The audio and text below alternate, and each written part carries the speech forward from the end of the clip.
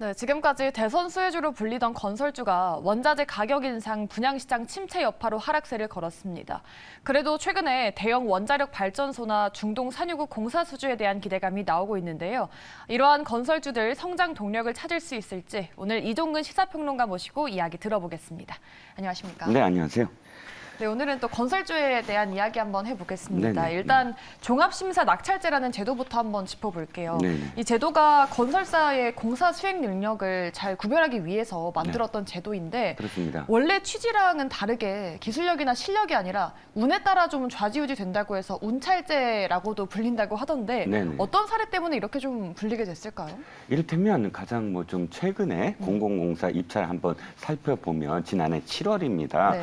한국가스공사가 발주를 했어요. 그래서 자그마치 7,458억 원 규모의 수주였습니다.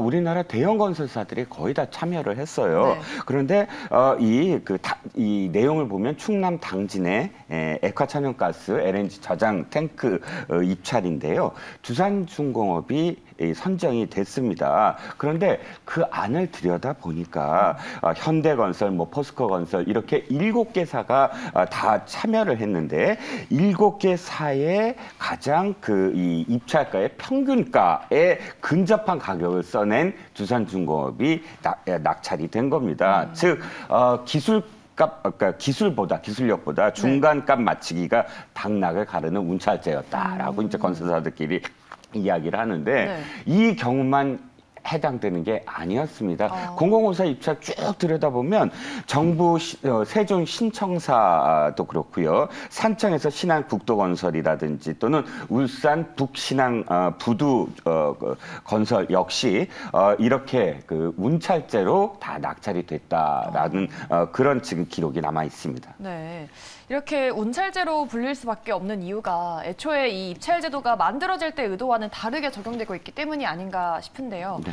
원래 이 종합심사 낙찰제가 그러면 어떤 목적으로 생겨났던 제도였을까요? 네, 지금까지 공공공사에서 입찰을 했던 그런 경험에 비춰봤을 때 네. 전부 다 가격 경쟁력으로만 승부를 한 거예요. 그러니까 보다 더 누가 싼 가격에 입찰을 했느냐. 물론 그것도 중요하지만 네. 그런 부작용이 어떻게 되냐면 그러니까 새로운 어떤 기술을 도입한다든지 했을 때는 가격이 올라갈 수밖에 없잖아요. 네. 한데 공공 입찰에서는 가격 경쟁력만 보면 어느 건설사도 새로운 어떤 기술을 R&D를 하지 않으려고 하고 그렇죠. 우수한 인력을 뽑지 않으려고 하겠죠. 그러다 보면 해외 수주라든지 이런 데서 경쟁력을 잃어갈 수밖에 없는 거예요. 네. 그런데 이 종합 입찰제 잘만 하면 참 좋은 거였어요. 왜냐하면 2016년도에 도입할 때 그 이전까지는 덤핑으로만 했으니까 네. 지금부터는 어떤 능력을 보겠다. 공사 수행 능력을 보겠다. 이 점수를 집어넣은 거예요. 네. 그래서 공사 수행 능력 50점 만점에 가격 입찰가 50점 만점 이렇게 이 점수를 한 겁니다. 네. 그런데요, 들여다봤더니요, 지난 5년간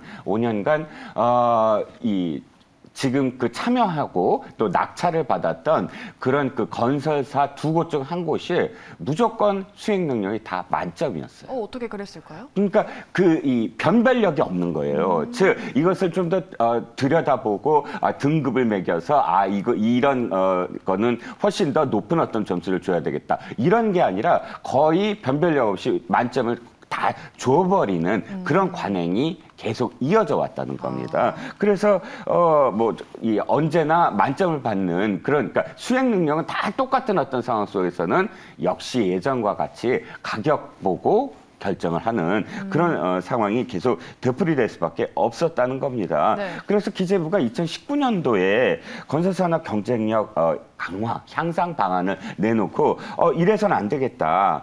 좀 더 이렇게 업무 수행 능력을 평가할 수 있는 방법으로 모색해보자라고 발표는 했지만 그러나 실행은 하지 않고 있다. 훈령만 바꿔도 될 수 있는 문제인데도 불구하고 기재부는 지금 손을 놓고 있어서 언제 발표한 대로 2019년도에 발표한 대로 그런 어떤 개혁안이 실행될지는 미지수다라는 게 건설산업 내부의 이야기입니다. 네.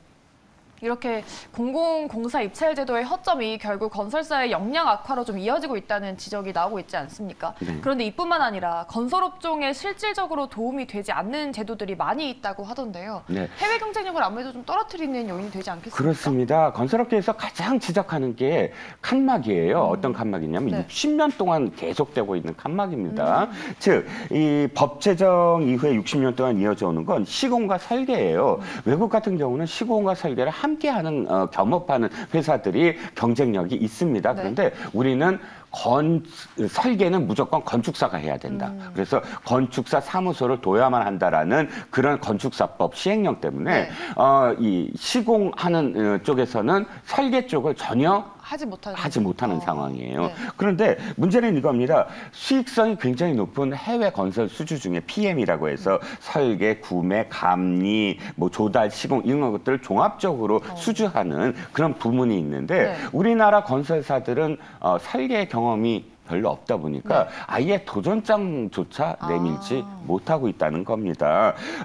이런 어떤 여러 가지 어떤 문제들을 개선하기 위해서 일본에서의 예를 하나 들어드리면 네. 일본에서도 너무 가격 경쟁력만 보는 그런 이 심사 제도를 개선하기 위해서 우리나라 비슷하게 종합 심사 낙찰제를 하고 있는데요. 단 그쪽과 우리나라의 차이는 뭐냐면 일본에서는 새로운 기술을 요구한다든지 이런 상황이 있을 때 이 가격을 좀 더 높일 수 있는 그런 유연성을 두는 거예요. 가격을 무조건 이 가격에 맞춰주세요가 아니고 발주자가 작성한 예정 가격을 상향 조정할 수 있는 그것을 허가할 수 있는 그런 유연성을 심사제에 도입을 함으로써 건설사들끼리 우리는 이런 신기술을 하기 때문에 이 정도 가격을 높일 수밖에 없다라고 아예 발주할 때부터 네. 낼 수가 있는 거죠. 그러면 이 발주처에서는 그래? 그러면 이런 기술이라면 이 가격으로 우리가 선정하겠다라고 합리적으로 판단할 수 있다는 네. 겁니다. 이렇게 지금 건설사에 대한 악재가 좀 나오고 있는 상황이지 않습니까? 지금 부동산 시장 자체도 투자 심리가 많이 악화되어 있고 전반적으로 좀 착공이나 분양 감소 같은 악재가 많은데 이미 최근에 이러한 건설주 자체들이 하락세였는데 앞으로는 호재가 없는지 전망은 좀 어떻게 보세요? 일단 약간 비관적으로 시작을 하면 네. 6월 달에 건설 경기 실사 지수가 좀 낮아졌어요. 전월비 18.7%포인트 낮아져서 약 한 64.7인데 이 기준선 100을 밑돌면 이게 건설 경기가 좀 비관적으로 판단할 수 있는 부분이 있거든요. 현재 어떤 상황은 화물 연대 파업 때문에 레미콘 등 이 건자재, 그러니까 자재의 어떤 문제도 포함이 되겠지만 결국은 부동산 가격 하락 심리가 지금 굉장히 유포되고 있고 확산되고 있고 미분양이 계속 발생되고 있는 상황 속에서 금리 인상까지 네. 여러 악재들이 지금 이렇게 비관적인 흐름을 이어가고 있습니다. 여기에 이제 좀 더 낙관적으로 볼 수 있는 요인은 분명히 있습니다. 네. 하반기에 정부가 주택 공급 확대 정책을 이제 예고하고 있고 또 앞서서 맨 처음 앵커에서 말씀하셨던 부분이죠. 국내 건설사 해외 대형 수주 네. 계획이 좀 있잖아요. 사우디라든지 원전 모멘텀이라든지 이런 부분들이 반영이 되면 조금 더 건설과 관련된 업종이 긍정적이지 않을까. 그러니까 지금 전문가들은 단기 실적보다는 중장기 실적의 어떤 방향성을 보면서 여전히 긍정적인 어떤 시그널로 판단할 수 있다라고 이제 이야기합니다. 네. 이걸 반영해서 이제 6월 전망 지수는 어쨌든 전달 대비 8.9% 오른 73.6을 지금 기록하고 있어서 비관적으로만 볼 것은 아닌데 전반적으로 조금 더 길게 중장기적으로 바라볼 필요는 있다라는 게 전문가들의 진단입니다. 네. 지금 정부가 부동산 정책 개편안을 발표했지만 정작 건설주들은 맥을 못 출 거라는 전망들이 나오고 있습니다. 이러한 사태에서 무엇보다 정부의 금융 지원과 건설 외교가 중요할 것 같습니다. 네, 이슈 돋보기 함께 하셨고요. 이종근 시사평론가 말씀 들어봤습니다. 고맙습니다. 감사합니다.